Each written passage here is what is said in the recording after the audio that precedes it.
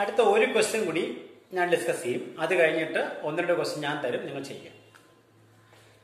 അപ്പൊ ജനറലായിട്ട് ആലോചിക്കുക എങ്ങനെയാ ചെയ്യുന്നത്. ഇങ്ങനൊരു ക്വസ്റ്റ്യൻ ചോദിച്ചു കഴിഞ്ഞാൽ, അതായത് ഈ തരത്തിലുള്ള ക്വസ്റ്റ്യൻ ചോദിച്ചു കഴിഞ്ഞാൽ നിങ്ങൾ ചെയ്യേണ്ട എന്തുവാ, ഏത് ക്വാണ്ടിറ്റി ആണോ നമുക്ക് ഡിറൈവ് ചെയ്യേണ്ടത് ആ ക്വാണ്ടിറ്റി പ്രൊപ്പോർഷണൽ ടു തന്നിരിക്കുന്ന ക്വാണ്ടിറ്റികൾ raise to A, raise to B, raise to C എന്നൊരു ഡയമെൻഷൻ കൊടുക്കുക. ഡയമെൻഷൻ കൊടുത്തിട്ട് അത് സബ്സ്റ്റിറ്റ്യൂട്ട് ചെയ്ത് എന്താണ് പിന്നെ എയും ബിയും സിയും കണ്ടുപിടിച്ച് ഇക്വേഷൻ കൊടുത്താൽ മതി. അപ്പൊ ഞാൻ ഒരു ക്വസ്റ്റ്യൻ പറയാൻ പോവാം. ഒരു ക്വസ്റ്റ്യൻ പറയുന്നു, the viscous force acting on a body may depend on ഒന്ന് viscosity of the liquid, radius of the ball, velocity of the ball. Derive the equation for viscous force.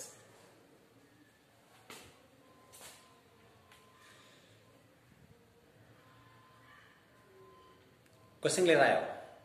The viscous force acting on a moving sphere may depend on one the viscosity of the liquid, രണ്ട് radius of the spherical ball, മൂന്ന് velocity of the ball. Find the equation for viscous force.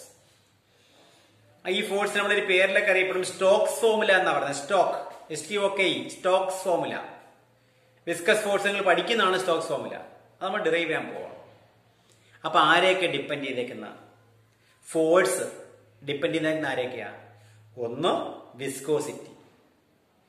Viscosity, രണ്ട് radius of ball, മൂന്ന് velocity of ball. ഈ നാല് ക്വാണ്ടിറ്റിയുടെ dimension അറിയാമോ? അറിഞ്ഞുണ്ടെങ്കിൽ അപ്പൊ എഴുതി നോക്കണം. അറിഞ്ഞൂടെങ്കിൽ അപ്പൊ എഴുതി നോക്കുക. അപ്പൊ നമുക്ക് എഴുതാം, consider the equation in the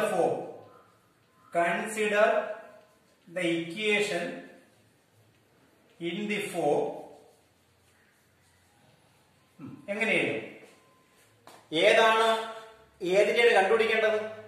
force. അപ്പൊ എഫ് പ്രൊപ്പോർഷണൽ ടു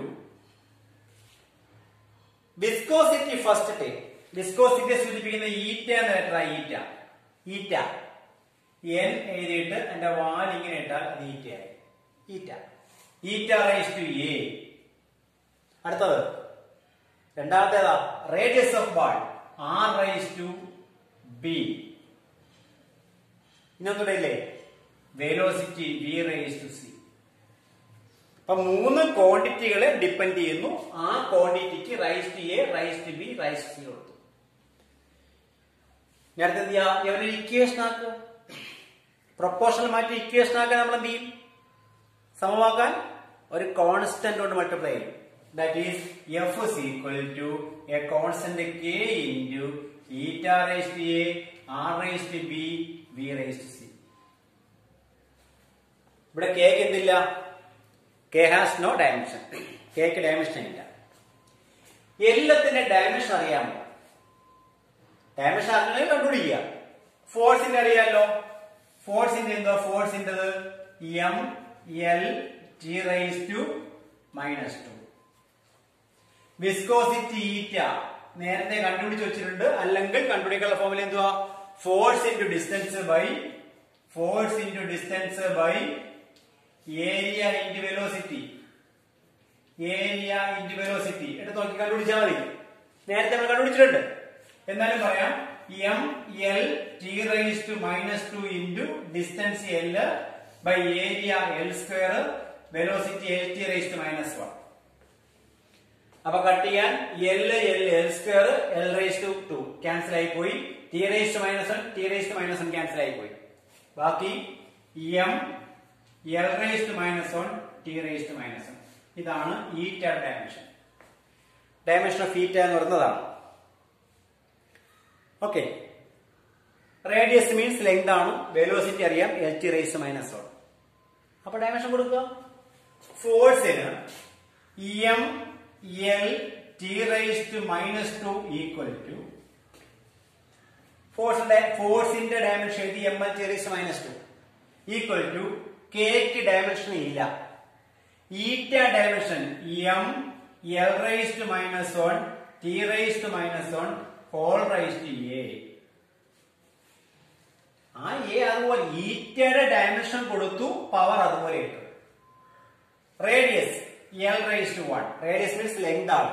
അപ്പൊ L raise to 1 whole raise to എത്ര? Whole raise to B. Whole raise to B.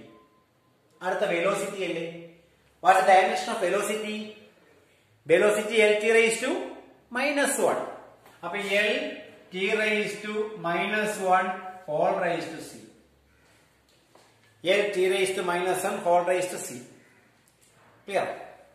ഇനി അടുത്തെന്താ? അടുത്ത സ്റ്റെപ്പ് എന്തുവാ? ബ്രാക്കറ്റ് ഓപ്പൺ ചെയ്യുക.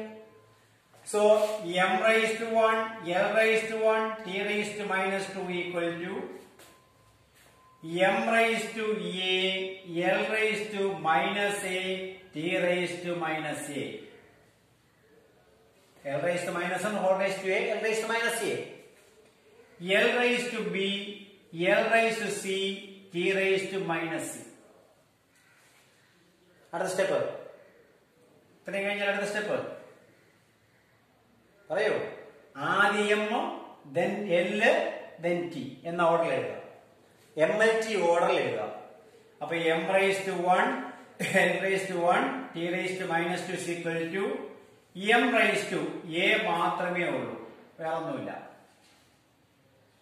അടുത്ത L raised to എഴുതുമ്പോ -a ഉണ്ട്, b ഉണ്ട്, c ഉണ്ട്. ഈ പവർ എല്ലാം ആഡ് ചെയ്താൽ മതി. L raised to -a plus b plus c. A raised to m into a raised to n into a raised to z. A raised to m plus n plus z. -a plus b plus c. അതുപോലെ t എഴുതുമ്പോൾ t raised to -a minus c -a minus c minus a minus c. Okay, ഇനി എന്ത് ചെയ്യാം? ഇനി എന്ത് ചെയ്യും? ഇനി ചെയ്യേണ്ടത് പവർ ഇക്വേറ്റ് ചെയ്യാം. Equating dimensions,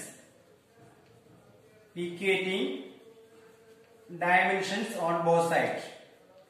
dimensions on both side, രണ്ട് സൈഡിലും ഡയമെൻഷൻ അപ്ലൈ ചെയ്യാം. അപ്ലൈ ചെയ്താൽ m raised to a m raised to 1. അപ്പൊ a എന്തായി? a ഈക്വൽ ടു 1 എന്ന് കിട്ടി. അപ്പൊ a യുടെ വാല്യൂ കിട്ടിയേ. അടുത്ത -a plus b plus c equal to എത്ര? ഇവിടെ എല്ലിന്റെ പവർ ഇത്രയുമാണ്, ഇതാണ് എല്ലിന്റെ പവർ. ഇവിടെ എല്ലിന്റെ പവർ 1 ആണ്. അപ്പൊ l raised to 1 1. Time equate ചെയ്തേ. -a minus c equal to -2. അപ്പൊ 3 ഇക്വേഷൻ ആയില്ലേ? ഈ 3 ഇക്വേഷൻ സോൾവ് ചെയ്യാം. അപ്പൊ a കിട്ടി. ഇനി സിയും ബിയും മാത്രം മതി. ഈ ഇക്വേഷൻ നോക്കി, -a minus c equal to -2. അപ്പൊ ഒരു മൈനസ് എല്ലാത്തിനും എടുത്ത് കളഞ്ഞൂടെ? അല്ലെങ്കിൽ വേണ്ട. -a minus c equal to -2 ആണെങ്കിൽ ഈ -a അപ്പുറം പോകുന്നു, -2 ഇപ്പുറം വരുന്നു. അപ്പൊ എന്തായി? -a plus 2 equal to c എന്ന് കിട്ടിയ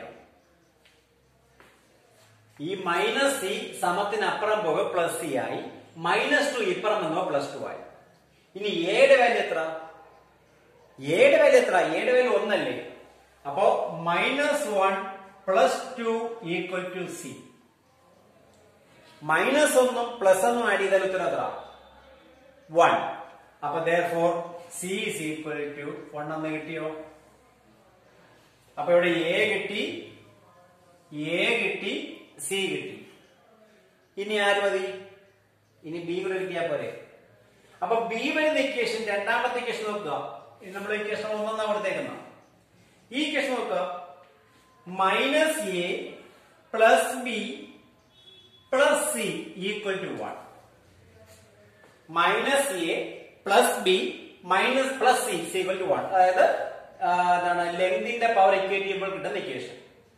a എത്ര 1 വാല്യൂ കൊടുക്കുക. a ക്ക് -1 പ്ലസ് b ആണ് കണ്ടുപിടിക്കേണ്ടത്. b അതുപോലെ ഇട്ടേക്കുക. b പ്ലസ് c എത്ര 1 ഈക്വൽ ടു 1. -1 പ്ലസ് 1. ഇവിടെ ഒരു -1 ഉണ്ട്, ഇവിടെ ഒരു +1 ഉണ്ട്. -1 + 1 എന്തായി? ക്യാൻസൽ ആയി പോയില്ലേ? അപ്പൊ b ഈക്വൽ എത്ര കിട്ടി? b ഈക്വൽ ടു 1 കിട്ടി.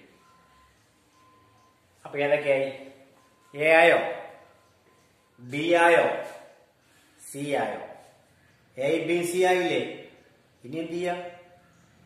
സബ്സ്റ്റിറ്റ്യൂട്ട് ചെയ്യാ. എയുടെയും ബിയുടെയും സിയുടെയും വാല്യൂ എടുത്ത് നമ്മൾ ഫസ്റ്റ് ഇക്വേഷനിൽ കൊടുക്കുക, ആൻസർ ആക്കുക. അപ്പൊ ഇത് എഴുതാം. Viscous force F is equal to K into eta raised to A. eta raised to A. A എത്ര 1. അപ്പൊ eta raised to 1. R raised to B. B എത്ര 1. R raised to 1 and V raised to C 1.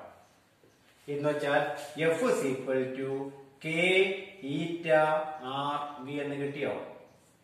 ഇതാണ് formula. F is equal to K eta R V എന്ന് കിട്ടി. Clear ആയോ? F is equal to K eta R V എന്ന് കിട്ടി.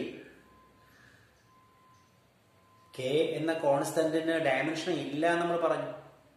Dimension ഇല്ലാത്ത constant K എന്ന് പറയുന്നത്. പക്ഷെ Kക്ക് ഒരു വാല്യൂ ഉണ്ട്. നമ്മൾ ഈ ഇക്വേഷൻ നമ്മൾ ഡിറൈവ് ചെയ്യുന്നതാണ്. നിങ്ങൾ പ്ലസ് 1 ക്ലാസ്സിലെ മെക്കാനിക്കൽ പ്രോപ്പർട്ടീസ് ഓഫ് ഫ്ലൂയിഡ്സ് എന്ന ചാപ്റ്ററിനകത്ത് ഡിറൈവ് ചെയ്യുന്ന ഇക്വേഷൻ ആണ്. Kക്ക് ഒരു വാല്യൂ ഉണ്ട്. Kയുടെ വാല്യൂ 6π ആണ്, 6π. അപ്പൊ എന്ത് എഴുതാം? But experiment shows that the value of K is equal to 6π. Experiment പറയുന്നത് Kയുടെ വാല്യൂ എത്ര 6π ആണ്. അങ്ങനെയാണെങ്കിൽ F is equal to F is equal to 6π eta RV എന്ന് എഴുതാം. F is equal to 6π eta RV. അപ്പൊ ഇതാണ് ഫോർമുല. ഇപ്പൊ 2 എക്സാമ്പിൾ നമ്മൾ ഡിസ്കസ് ചെയ്തു. ഇനി എക്സാമ്പിൾ വേണമെങ്കിൽ നമുക്ക് ഡിസ്കസ് ചെയ്യാം. അതല്ലെങ്കിൽ നമുക്ക് കുറെ ക്വസ്റ്റ്യൻ ചെയ്ത് നോക്കാം. എന്താ വേണ്ടത്? ചെയ്ത് നോക്കാം അല്ലേ? ഓക്കെ. അപ്പോ ഈ ഫോഴ്സിന്റെ ഇക്വേഷൻ വിളിക്കുന്ന ഒരു പേരുണ്ട്. ഈ ഇക്വേഷൻ വിളിക്കുന്നവരാണ് സ്റ്റോക്സ് ഫോർമുല എന്നാണ് വിളിക്കുന്നത്. Stokes formula. F is equal to viscous force F is equal to 6π eta RV. Viscous force നമ്മൾ നേരത്തെ പറഞ്ഞാണ്. വിസ്കോസിറ്റിയും വിസ്കസ് ഫോഴ്സും പറഞ്ഞാണ്. ലിക്വിഡ്സ് ഇടയ്ക്ക് ആക്ട് ചെയ്യുന്ന ഒപ്പോസിറ്റ് ഫോഴ്സ് ആണ്. ഒഴുക്കിനെ തടസ്സപ്പെടുത്തുന്ന ഒപ്പോസിറ്റ് ഫോഴ്സ് ആണ് വിസ്കസ് ഫോഴ്സ് എന്ന് പറയുന്നത്. ആ ഫോഴ്സിന്റെ equation F is equal to 6π eta RV എന്ന് കിട്ടി. ക്ലിയർ ആയെങ്കിൽ നമുക്ക് അടുത്ത പാർട്ടിലോട്ട് നമുക്ക് വെറുതെ മൂവ് ചെയ്യാം. Okay.